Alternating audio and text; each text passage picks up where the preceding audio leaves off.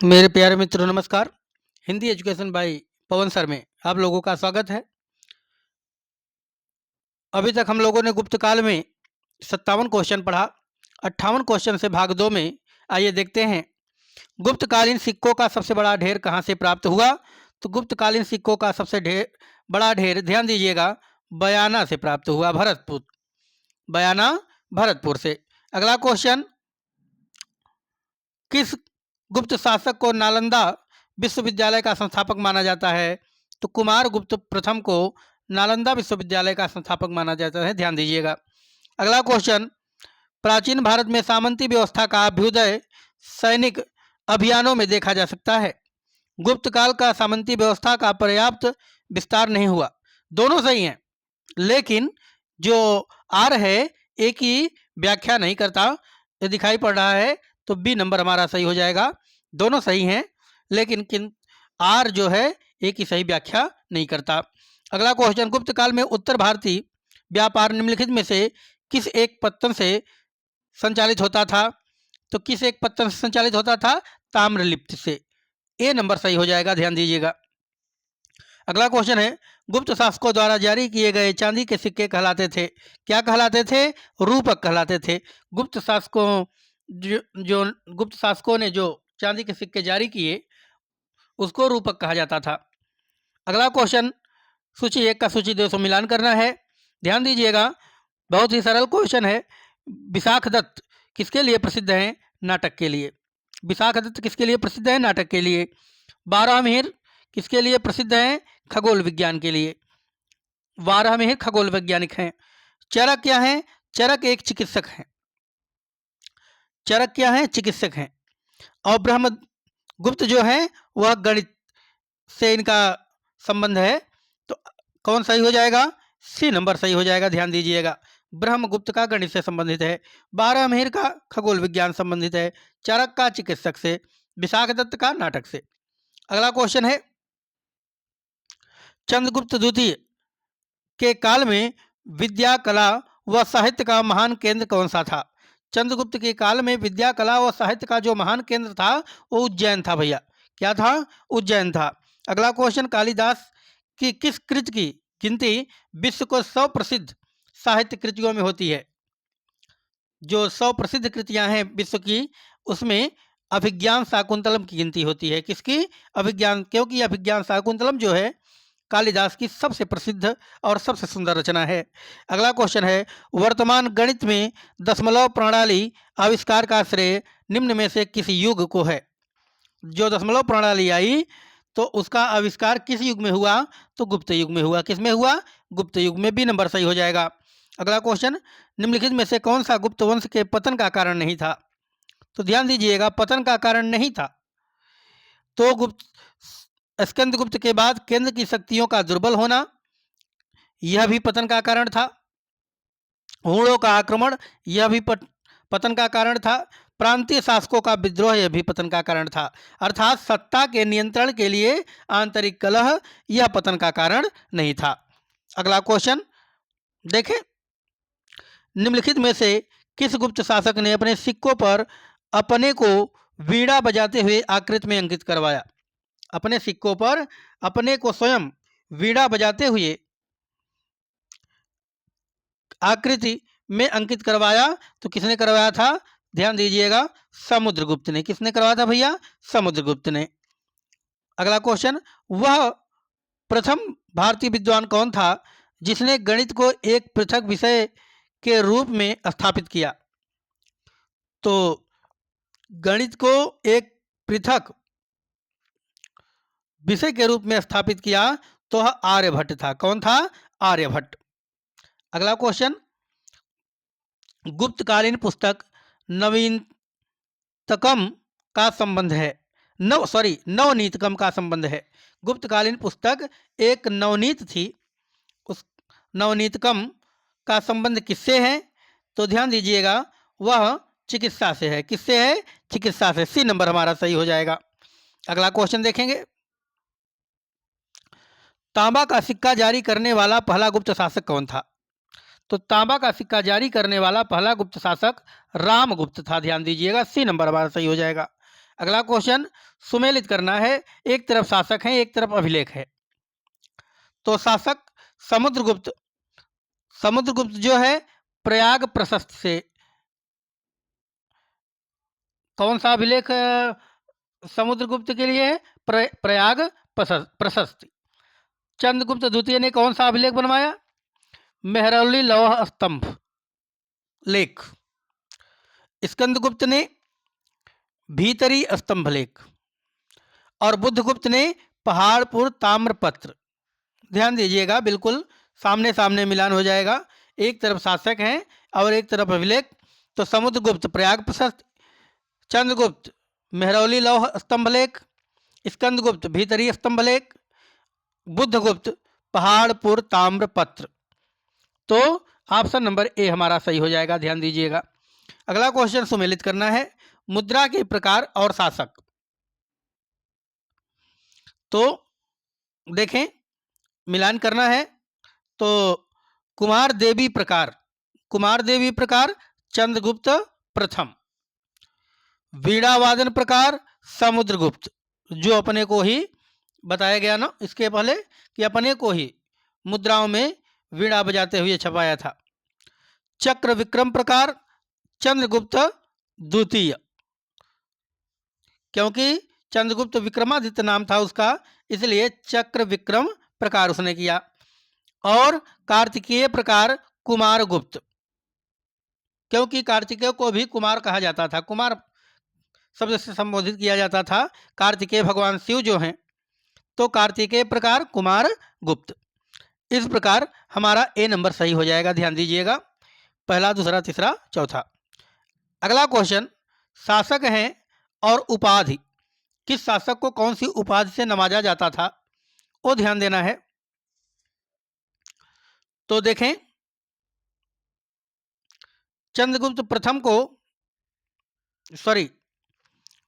चंद्रगुप्त प्रथम को महाराजाधिराज कहा जाता था। क्या कहा जाता था?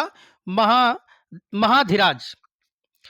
समुद्रगुप्त को अश्वमेध पराक्रम, सीधा सीधा मिलान करना है, अश्वमेध पराक्रम।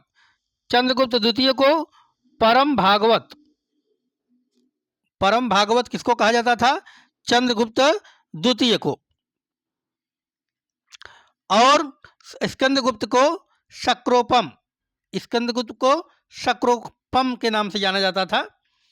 तो डी नंबर हमारा सही हो जाएगा, 1 2 3 4।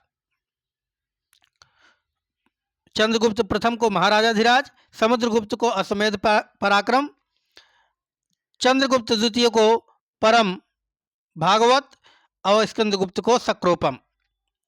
अगला देखें भैया, शासक हैं और इनकी पत्नियां हैं, मिलान करना है। तो ध्यान दीजिएगा, चंद्रगुप्त प्रथम की पत्नी का नाम क्या था? कुमार देवी, कुमार देवी लिच्छवी। रामगुप्त की पत्नी का नाम था ध्रुव देवी, ध्रुव देवी। समुद्रगुप्त की पत्नी का नाम था दत्ता देवी, समुद्रगुप्त की पत्नी दत्ता देवी हैं। और रुद्रसेन द्वितीय की पत्नी का नाम था प्रभावती गुप्त, रुद्रसेन द्वितीय की पत्नी का नाम प्रभावती गुप्त। अर्थात ए नंबर हमारा बिल्कुल सही हो जाएगा। अगला क्वेश्चन देखें, किस गुप्त शासक ने दक्षिणापथ में स्थित 12 राज्यों पर धर्म विजय की? तो 12 राज्यों पर धर्म विजय की दक्षिणापथ में स्थित समुद्रगुप्त ने। किसने किया? समुद्रगुप्त ने। अगला क्वेश्चन, सर्व राज्योच्छेता सभी राजाओं को उखाड़ फेंकने वाला, सर्व राज्योच्छेता सभी राजाओं को उखाड़ फेंकने वाला जिसको कहा जाता है सर्वराज्योच्छेता की उपाधि किसने धारण की? तो किसने धारण की थी? समुद्रगुप्त ने। ध्यान दीजिएगा, समुद्रगुप्त ने, क्योंकि 12 राज्यों पर धर्म विजय की थी। अगला क्वेश्चन, किसके अंतिम शक शासक किसने अंतिम शक शासक रुद्र सिंह तीसरे को पराजित कर और उसकी हत्या कर शकों का अंतिम रूप से उन्मूलन किया? वहीं से अंतिम रूप से शकों को समाप्त कर दिया, वह कौन था? वह चंद्रगुप्त द्वितीय था। ध्यान रखिएगा, कौन था? चंद्रगुप्त द्वितीय। बी नंबर सही हो जाएगा। अगला क्वेश्चन भैया मिलान करना है। एक तरफ रचनाकार हैं और एक तरफ रचनाएं हैं। तो देखें, एक तरफ रचनाकार हैं और एक तरफ रचनाएं हैं। तो आर्यभट्ट, इनकी रचना है आर्यभट्टी। सीधा सीधा मिलान हो जाएगा बिल्कुल। धन्वंतरि, नवनीत कम, नवनीत कम, धन्वंतरि का की रचना जो है वो नवनीत कम है।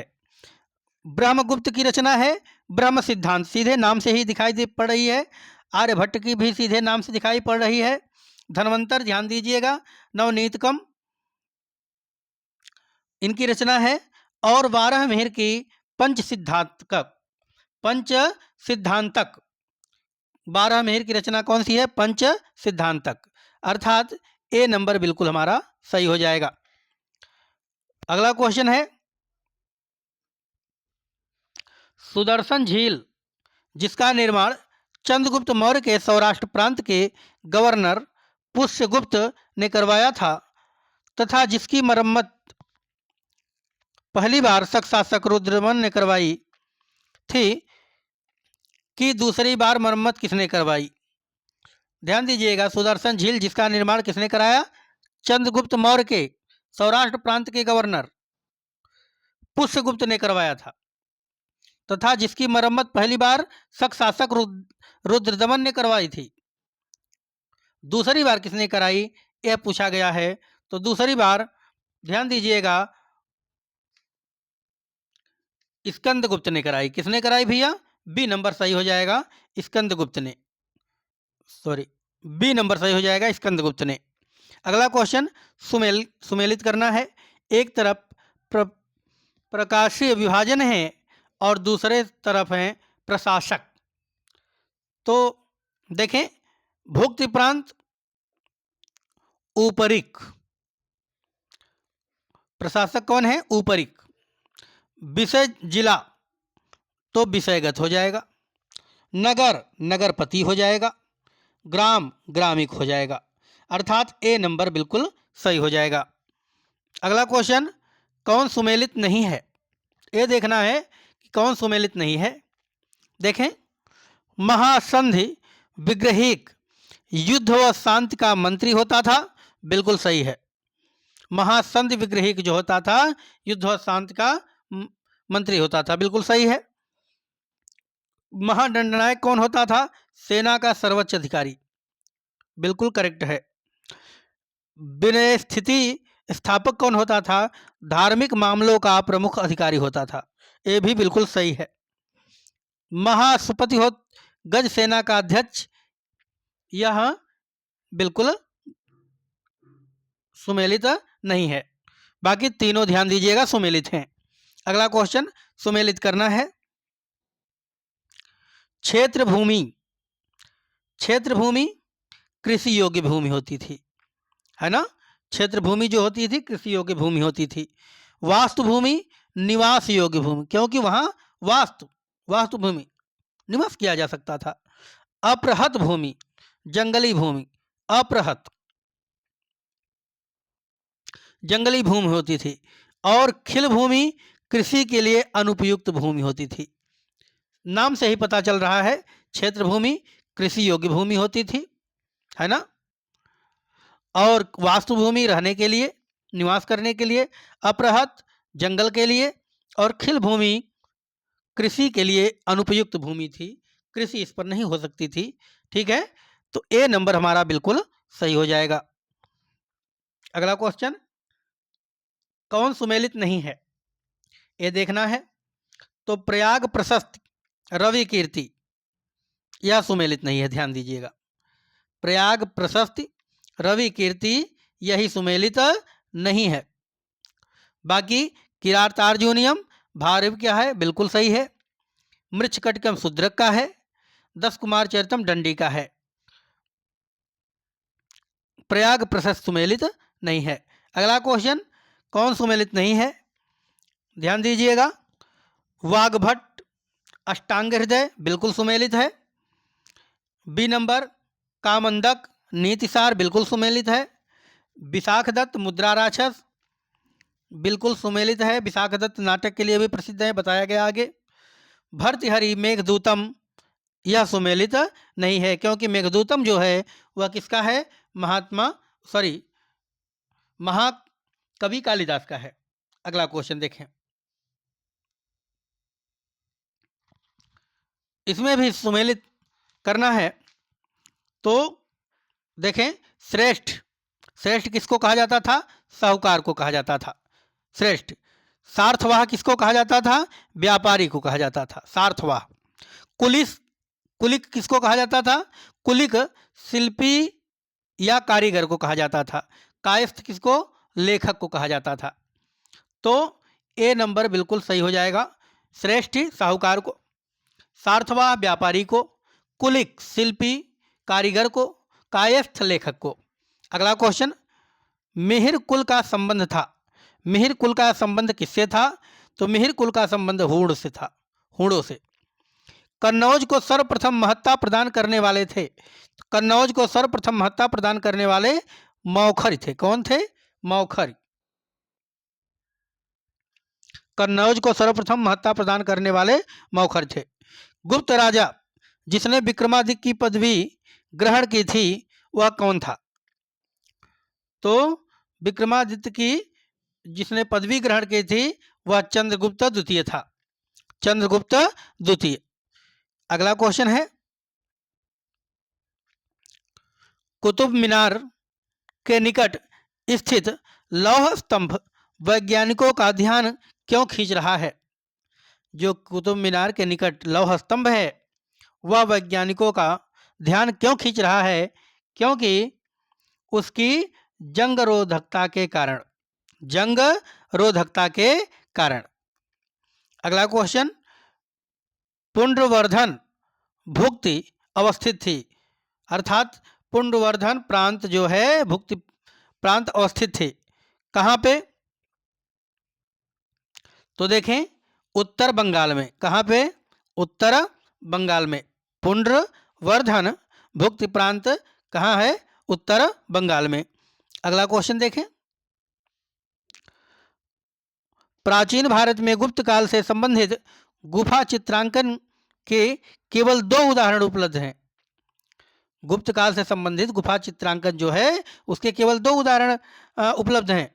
उसमें से एक अजंता की गुफाओं में किया गया चित्रांकन है। गुप्त काल में चित्रांकन का दूसरा अवशिष्ट उदाहरण किस स्थान पर उपलब्ध है? तो किस स्थान पर उपलब्ध है? ध्यान दीजिएगा भैया, बाघ गुफाएं। कौन? बाघ गुफाएं। अगला क्वेश्चन, परम भागवत उपाधि धारण करने वाला प्रथम गुप्त शासक था। परम भागवत उपाधि ग्रहण करने वाला प्रथम गुप्त शासक कौन था? तो समुद्रगुप्त था। ध्यान दीजिएगा। अगला क्वेश्चन, रेशम बुनकरों की श्रेणी की जानकारी निम्नलिखित में से किस लेख में मिलती है? तो रेशम बुनकर जो थे उनकी श्रेणी की जानकारी किस लेख में, शिलालेख में मिलती है? तो 10 पुर शिलालेख में। अर्थात ए नंबर बिल्कुल सही हो जाएगा। कौन? ए नंबर बिल्कुल सही हो जाएगा। ध्यान दीजिएगा, 10 पुर शिलालेख। मेरे प्यारे मित्रों, अगले वीडियो में हम पुनः मिलते हैं। तब तक के लिए नमस्कार।